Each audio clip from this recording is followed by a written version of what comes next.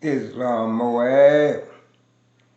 When the Prophet Noble Ali came on the scene, the Prophet said, I'm going to take you up on an apparatus and put you on an incline where you be safe. When the Prophet came on the scene, the Prophet said, if you have race pride, by the way, I'm Sheikh King David, Samuel Carter Bay. Yes, when the Prophet came on the scene, the Prophet Noble Ali, that is. The Prophet said, if you have race pride, you love your race. The Prophet said, join the Moorish Science Temple of America and become a part of this divine movement.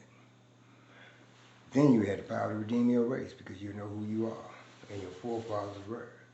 Because where there's unity, there's strength. Together we stand, divided we fall.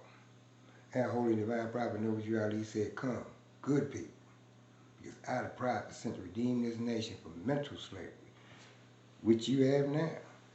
Need every one of you who think that their condition can be better. The prophet said this is a field open to strong men and women to uplift the nation and take their place in the affairs of men. If the European and other nations are helping me, why not you? It's your problem. The Negro problem is being solved only as it can, and that is by the Moorish national divine movement. The prophet said, if you have a nation, you must have a free national name in order to be recognized by this nation as an American citizen. This is what was meant when it said, seek ye first the kingdom of heaven, and all these things will be added unto you. But now, so often our various journalists and some of our own people find trouble in selecting the proper name for the Moorish American. Some say Negro, another brand of race man, still another call him Afro-American. Then come colored, dark American, coon, shine, the brethren, my dog, 50 cent of a dollar, Unc, Dad, Pops, G Monetti, Iceberg Slim, all these nicknames, and your folks.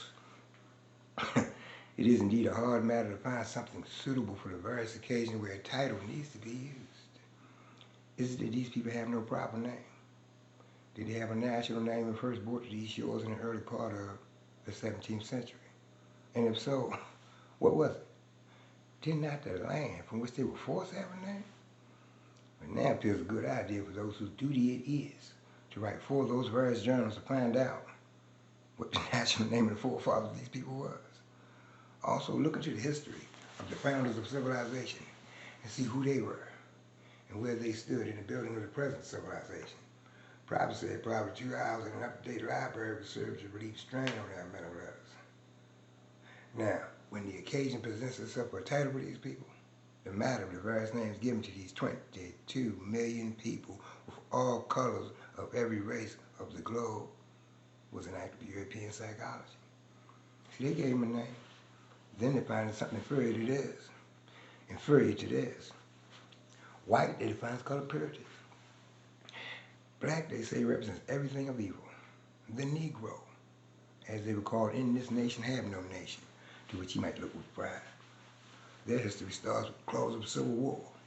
More properly, he's being forced to serve someone else. Thus, he's separated from the illustrious history of his forefathers who were the founders of the first civilization of the old world.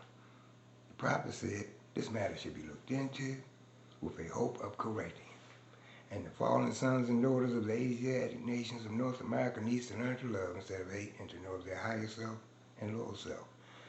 This Moorish Science Temple of America is the uniting of the Holy Quran of Mecca for teaching and instructing all Moorish Americans, etc.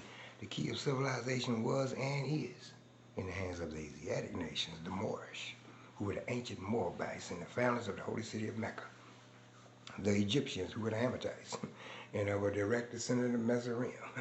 The Arabians, the seeds of Hagar, Japanese and Chinese. The Hindus of India, the descendants of the ancient Canaanites, Hittites, and Moabites from the land of Canaan. The Asiatic nations and countries in North, South, and Central America. The Moorish Americans and Mexicans here in North America. Brazilians, Argentinians, and Chileans in South America. Colombians, Nicaraguans, and the natives of San Salvador and Central America, etc. All these are Muslims. The Turks are the true descendants of Hagar, who are the chief protectors of the Islamic creed of Mecca, beginning from Muhammad I, the founder of the Uniting of Islam, by the command of the great universal God Allah. You see, Islam is a very simple faith. It requires man to recognize his duties toward God Allah, his creator, and his fellow creatures. It teaches the supreme duty of living at peace with one's surroundings. It is preeminently the religion of peace. The very name Islam means peace. The goal of a man's life, according to Islam, is peace with everything, peace with Allah, and peace with man. The Quran, the holy book of Islam, tells us that the final abode of man is the house of peace, where no vain word or simple discourse will be heard. Our holy and divine prophet Noble Ali says that a follower of Islam in the true sense of the word is one whose hands, tongue, and thoughts do not hurt others. Object of man's life, according to Islam, is complete unfoldment. Islam teaches that man is born with unlimited capacities for progress. Islam does not support the idea that man was born in sin. It teaches that everyone has within him the seeds of perfect development, and it rests solely with himself to make or mar his fortune. The cardinal doctrine of Islam is the unity of the Father Allah. We believe in one God, Allah, who is all God, all mercy, and all power. He's perfect and holy, all wisdom, all knowledge, and all truth. These are some of his great attributes so far as we can understand. He's free from all defects, holy and transcendent. He's personal to us, insofar as we see his attributes working for us and in us. But he's nevertheless impersonal because he's infinite, perfect and holy. We do not believe that death, decay, or sleep overtake him. Neither do we believe that he is a helplessly inactive and inherent force. Nothing happens without his knowledge and will. He neither begets nor is he begotten, because these are the traits of frail and weak humanity. This unity of Allah is the first and foremost pillar of Islam, and every other belief hangs upon it. But in this age, there's still much religious controversy as to the right thing. You got big and powerful ministers who've come to the conclusion that something is wrong. Some say it is the Ten Commandments. Others say there's a lack of sincerity in the purpose of the churches. And still others think that it is all worthless and not fit for the time it takes to attend them. However, whatever their final decision might be, it is certain that they will make a change, or rather try to make one. The fact of the matter is that they've always had only a reflection of the truth and not the real thing. Everyone who holds up to the sun and mirror and casts people's diverted rays in different directions. So if they know the truth, they're supposed to come from the east. There are but few people who know what the truth is about man, and that few know that it is foolish to try to impart it to the ignorant. Although the ignorant has finished college, he's a fool right on, being trained to jump through a hoop. The longer he stays in the school, the better he can jump, and more vivid will he defend his jumping. From the east comes all light, but though the sun is hanging at high noon, the blind cannot see. The same as the Islamic creed from the east was brought to the Asiatics of America by the Prophet Noble Ali and offered to those who were sick at heart, tired for many years. Yet the blind cannot see the light. Nor is the prophet trying to put new wine in old skins, for he knows that it will burst them. Still, he has the only remedy for the nations, the remedies brought by Jesus, Muhammad, Buddha, Confucius, and all the other prophets, which remedies truth. The nations do not want the truth. It is too stern. But until they accept it and find out where it is, there will continue to be religious controversy. You know, the foundation of Christianity began in Rome. It was the Roman nations who founded the first church, of whom crucified Jesus of Nazareth, for seeking to redeem his people from under the Roman yoke and law. Now, Jesus himself was of the true blood of the ancient Canaanites and Moabites and the inhabitants of Africa, seeking to redeem his people in those days from the on-hand oppression of the pale-skinned nations of Europe. Rome crucified him according to their law. Then Europe had peace for a long time until Muhammad I came upon the scene and fulfilled the works of Jesus of Nazareth. The holy teachings of Jesus was to the common people to redeem them from under the great pressure of the hands of the unjust, that the rulers and the rich would not oppress the poor. Also that the lion and the lamb may lie down together, and neither will be harmed when morning came. These teachings were not accepted by the rulers, neither by the rich, because they loved the principles of the Ten Commandments. You see, through the Ten Commandments, the rulers and the rich live, while the poor suffer and die. The lamb is the poor people, the lion is the rulers and the rich. And through love, truth, peace, freedom, and justice, all men are one and equal, to seek their own destiny, to worship under their own vine and fig tree, after the principles of the holy and divine laws of their forefathers. All the nations of the earth in these modern days are seeking peace. But there's but one true and divine way that peace may be obtained in these days, And it is through love, truth, peace, freedom, and justice being taught universally to all nations in all lands. You must be from Missouri. I'm from Missouri now. So you have to show me. And again, you act like you're from Missouri. I'm going to show you. You know, I'm going to show you. Because in this electrified age, the prophet said in this electrified age, men are racing into this life without complete knowledge of where they're going or what the end will be, when riches seems to be their only pursuit, to be obtained anywhere at any cost, when selfishness, avarice, greed, and lust dominate their very being, when humanity in general is left at the mercy of those who have no mercy in them. It is truly wonderful and astounding to see one come into this mad human drama for the sole purpose of saving humanity, losing all sight on those things worldly, and yielding absolutely to a cause higher than has ever yet been attained. This picture is the likeness of Prophet Noble Drew Ali, who is serving humanity, coming as he does with a message for the nations, in somewhat the same manner as did Jesus, Muhammad, Buddha, Confucius, and other prophets of their day. Only the things of this prophet's day differ from the ills of the days of the past, and yet the remedies for the ills of today is about the same as the remedies for the days past, all turning about the power of love for humanity. You see, humanity must be lifted from the unwholesome depths of poverty, misery, and suffering, and placed on the solid rock of salvation. Now, there's some who claim to do this, but upon investigation, one finds that they've slouched under the wings of their cross to extract from those who come to them means by which they can have the pleasures of this life while they point their followers to joy after death. You see, while they feed their sheep, they also shear them while eating. At the close of their day, the master will be heard to tell them, you have your reward. Get thee hence. Rare is it that you find a real prophet whose mission is the salvation of the nations. The land is full of false prophets whose mission is to fleece the people. The time was and now is that there should come into the land a prophet in the likeness of his brothers to redeem them from sin and slavery. Truly, this prophet Noble Drew Ali is the man, bringing with him the message of love, truth, peace, freedom, and justice, which alone can save the nations. Like the coming of Jesus, he does not come from the elect, nor the rich, nor the mighty and worldly power, but all power is given unto him to do good. This power is from Allah. It will be his works that will make men of every nation accept the truth that he brings. It will be through his teachings that the nations of the earth will understand the will of the Master. It will be through him that peace on earth and goodwill to all men shall come. It will be through his work that humanity will be brought from the slime of life and placed on the solid rock of salvation. Moors are men, upright, independent, and fearless, who care for their loved ones and follow the prophets to a destiny which is not uncertain nor unknown. They're fortified by the impregnable doctrine built upon love, truth, peace, freedom, and justice. It is therefore folly at its greatest height for smelly corpus with their insidious plans to invade such a realm. They try, but their own bad planning brings their rats upon their heads like a sword old Damocles had. Intrigue and scurrilous cunning find a difficult path to travel within the ranks of the Moors. This is so because the Moors movement has been well planned by Prophet Noble Drew Ali, whose latent powers are abundant, unknown, and may be called into action as a matter of defense at any moment. Prophet Noble Drew Ali knows the people within his ranks who are interested in the vanguard of the Moorish movement as the Moorish hordes increase here in America. All the Moors are active, not passive. A member's interest can only be in one direction, and having traveled over the road years before, Prophet knows where every member is along the road. Now, a few feet below is another road where schemers walk, where traders grin, and corpus bask in the sun.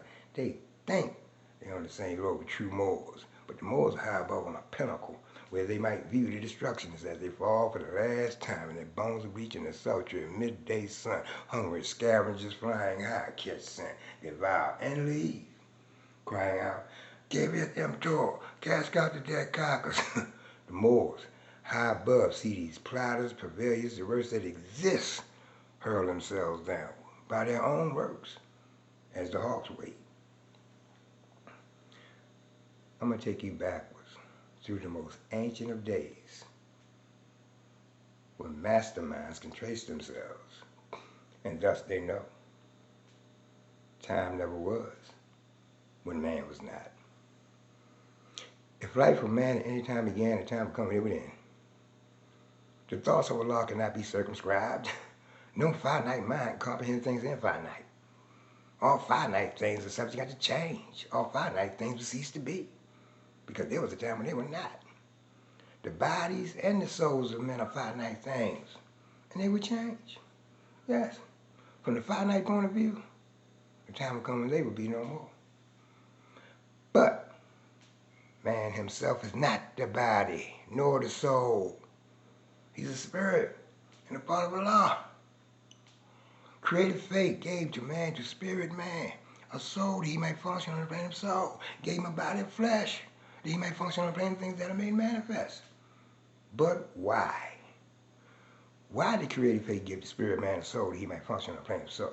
Why did creative fate give the soul a body of flesh that he might function on the plane of things that are made manifest? Well, here are ye worlds, dominions, powers, and thrones. Here are ye cherubims, your seraphims, your angels, and your men. Here are protoplasm, earth, and plant, and beast. Here are ye creeping things of earth, your fish that swim, your birds that fly. Here are ye winds that blow, your thunders, and your lightnings of the sky. Here are ye spirits of the fire, water, earth, and air. Here are everything that is or was or evermore will be. Wisdom speaks from out of the highest plane of spirit life. Man is the thought of Allah. All thoughts of Allah are infinite. They are not measured up by time. For the things that are concerned with time began and end. The thoughts of Allah are from the everlasting of the past until the never-ending days to come. And so is man, the spirit man. But man, like every other thought of Allah, was but a seed. A seed that held within itself the potencies of Allah. Just as the seed of any plant of earth holds deep within itself the attributes of every part of that special plant, so spirit man, the seed of Allah, held deep within himself the attributes of every part of Allah. Now seeds are perfect, yes, as perfect as a source from which they come, but they're not unfolded into life made manifest. The child in utero is perfect as the mother is. So man, the seed, must be deeply planted in a soil that he might grow, unfold, as does the bud unfold to show the flower. The human seed that came forth from the heart of Allah was fully ordained to be the Lord of the plane of soul and of the plane of things made manifest. So Allah, the husbandman of everything that is, threw forth this human seed into the soil of soul. It grew apace, and man became a living soul, and he became the Lord of all the kingdom of the soul. Amen. Let every creature hear. The plane of the soul is but the ether of the spirit plane vibrating not so fast. And in the slow rhythm of this plane, the essence of life will manifest. The perfumes and the odors, the true sensation and all love manifest. And these soul attributes become a body beautiful. A multitude of lessons man must learn from the plane of soul. And he tarries many ages until his lessons are all learned. Now, upon the boundary of the plane of soul, the ether began to vibrate slower still. And then the essence took on a final garb. The perfumes and the odors, the true sensations, and the all of love were clothed in flesh. And man was clothed in flesh. Perfected man must pass through all the ways of life, and so a carnal nature full manifested, a nature that sprang forth from fleshly things. Without a foe, a soldier never knows his strength. And thought must be developed by the exercise of strength. And so, this carnal nature soon became a foe. The man must fight, that he might be the strength of Allah made manifest. Let every living thing stand still and hear. Man is the Lord of all the plane of manifestors, of protoplasm, of mineral, of plant, of beast. But he has given up his birthright just to gratify his lower self. But man will regain his lost estate, his heritage. But he must do it in a conflict that cannot be told in words. Yes, he must suffer trials and temptations manifold. But let him know that cherubim and seraphim who rules the stations of the sun and spirits of the Almighty God Allah who rules the solar stars are his protectors and his guide, and they will lead to victory. Man will be fully saved, redeemed, perfected by the things he suffers on the plane of flesh and on the plane of soul. When man has conquered carnal things, his garb of flesh within have served his purpose well, and it will fall, will be no more. Then he will stand untrammeled on the plane of soul, where he must fully complete his victories. Unnumbered foes will stand before the man upon the plane of souls. There he must overcome, yes, overcome them every one. Thus, hope will ever be his beacon light. There is no failure for the human soul. For Allah is leading on, and victory is sure. Man cannot die. The spirit man is one with Allah. And while Allah lives, man cannot die. When man has conquered every foe upon the plane of soul, the seed will have fully opened out, will have unfolded in the holy breath. The God of soul within it serves his purpose well, and man will need it nevermore, and it will pass and be no more. And man was entertained to the blessings of perfect. And man within again.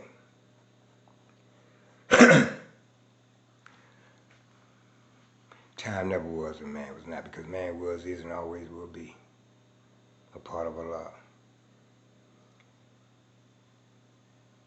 The prophet said, I'm going to take you up on an apparatus. That apparatus is the Moorish Science Temple of America.